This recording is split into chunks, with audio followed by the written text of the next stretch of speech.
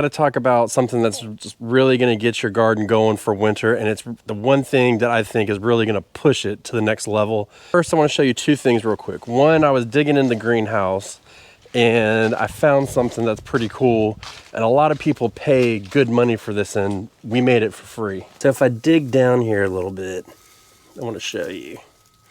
You see all this white stuff? That's all mycelium, which is really good. A lot of fertilizers will have that in there. And so actually under this soil, there's a mat of this straw built. And when I planted these two, I transplanted these the other day. When I planted them and I moved it over, it was just covered in a mat of this mycelium. I thought that was really cool because it aids in the microbes in the soil and helps move nutrients around and stuff like that. But when you buy fertilizers, it has it in there. But just leaving this stuff in your yard can help propagate that even more. And I mean, that's one reason why we our bales of straw out. So yeah, this wind keeps blowing over my trash can here. So we leave this bales of straw out, and when we lift it up on the bottom, it helps bring that mycelium up from the ground into the straw, and then we can put it in our garden. And yes, it does sprout a little bit, but this doesn't matter because we'll just put that right into the garden and it'll just compost down. Just like usual, not all things have to be purchased. Now, this is just kind of a special moment. As soon as I turned the camera on, I noticed this. So my grandmother, she died a couple of years ago, and she was one day before 99 years old, or 100 years old. She was 99, 364, like 23 hours and 15 minutes or something. So we just call her 100 years old. But in front of her house, she had this huge camellia bush. It's like 10 feet high and probably 10 to 12 feet wide. So when she died, we got a little camellia, and we planted it, and look at what's happened. Wintertime flowers. Can you believe that? That's so great. We try to plant stuff in memory of our family around our yard because we come from a long line of gardeners and flowers or vegetables, whatever. But we have two of these, and to see this bloom just brings pure joy to my heart. Patience does pay off. Now, hopefully we can get this whole thing to turn into a camellia bush, and that would be a-okay with me. Anything I can plant in the shade that blooms in the winter, I'm in. So this bed here has broccoli in it, and then I have another bed in the wild garden that does. So there's two things. One, this is calabrese broccoli, and then we also have purple cauliflower. And I believe this one is cauliflower, and I know this one is, but it's getting shaded out. So hopefully it can get a little height on it. But look at the green on these plants and how big they are. Full disclosure, the other bed is not calabrese broccoli, so there is that. But I've grown them side by side in previous years, and this is my second year growing this variety of broccoli. So I decided to kind of see how it grows, and if we add certain things to the soil, what will actually make it go even better. Now, over here in the other garden, we have, I believe it's, I must try and say it right, Waltham broccoli. And the packaging always says that it's going to get really big and produce big heads, but it's really quick. Now, I don't have all those experiences, and I'm going to show you. So this is the Waltham broccoli. We have right here 1, 2, 3, 4 plants, and they're a lot more compact. But what you notice, and even in the back here, if you look at these plants back here, they are not as green either. So there's a couple things going on here. One thing that could be affecting it is we have bad soil here, and we know that. But we've done some amending. We've added some compost and some other nutrients to it to try and buff up the soil for the winter. And we wanted to grow in it so we could keep the soil active. So that was why we put it in there. But these plants look like they do every single year. And as a matter of fact, the ones in the front look better than they have every year. But we did something a little bit different in each one. In this bed, we were very careful, but we fertilized it very heavily.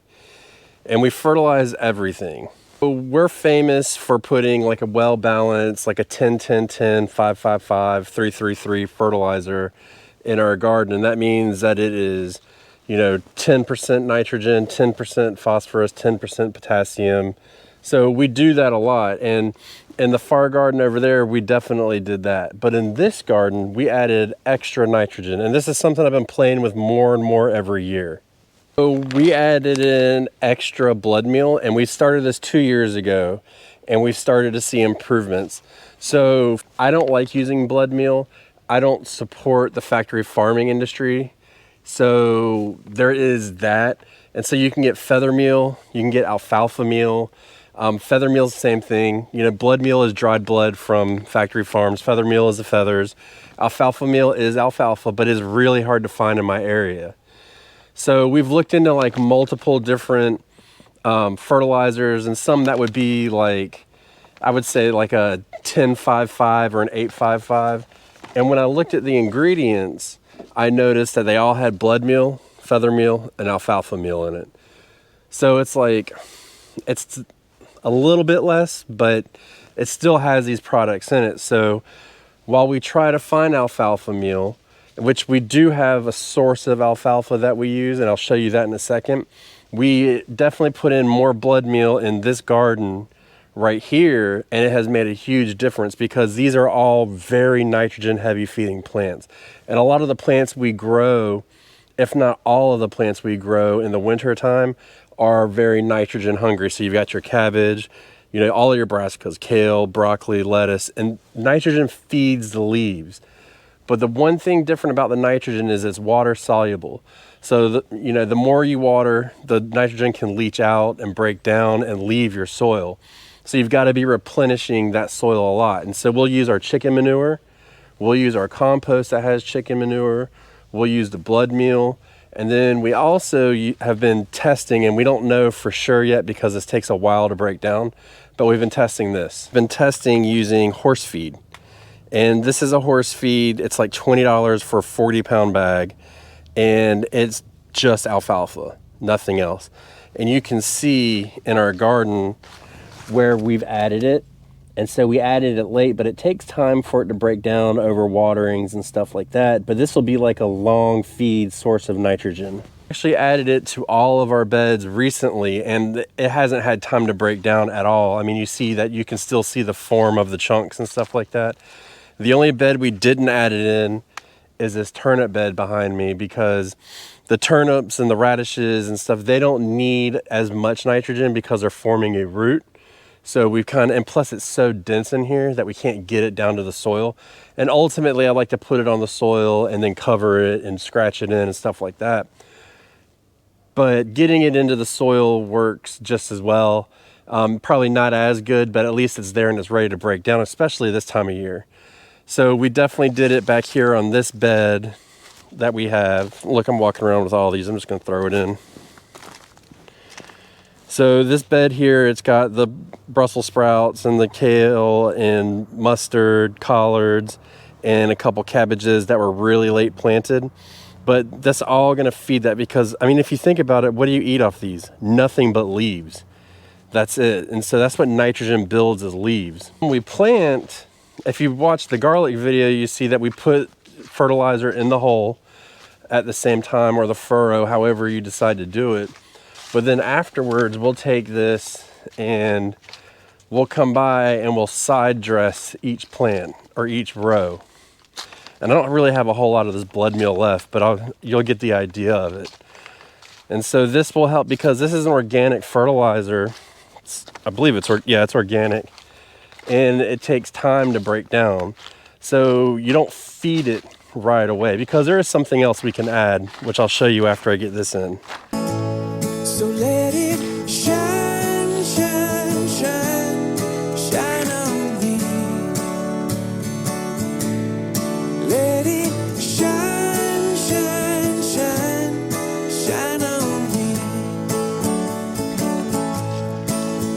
Putting that into the ground and making that good soil contact, as soon as it gets wet, which it will today because we're going to do a little light watering, it's going to just start to really break that down a little bit faster and get it activated in the soil. So organic fertilizers usually take roughly 2 to 3 weeks to really start activating. So you got to be ahead of the schedule. Now in the meantime, we can put this on there. But we also use this fish fertilizer. There's a bunch of different companies you can use. And we keep a gallon on this on hand at all times. Make sure you mix it up real good before you use it. This is a 511, so it's mostly nitrogen. Now the key with this is we're gonna add this in the morning, and I always add it in the morning because I use it as a foliar spray. It's really hard for me to say, but you can tell that we've left it outside for a while. But we use it in the morning because as the dew and stuff sets on the plants and then it opens up, the pores on the leaves are open and ready to accept it. So when you spray it on, it'll be used by the plant immediately. So you get that quick acting nitrogen to kind of get it going and start feeding it. And I think that's why that first row of Waltham broccoli is actually doing better than typically, because that's what we've done for that one is we've sprayed with this. But you can see the difference clearly. Say this about the Waltham broccoli. I've been growing it for about 5 years now. I was gifted a bunch of seeds. I acquired them, however, and man, I'm tired of growing it.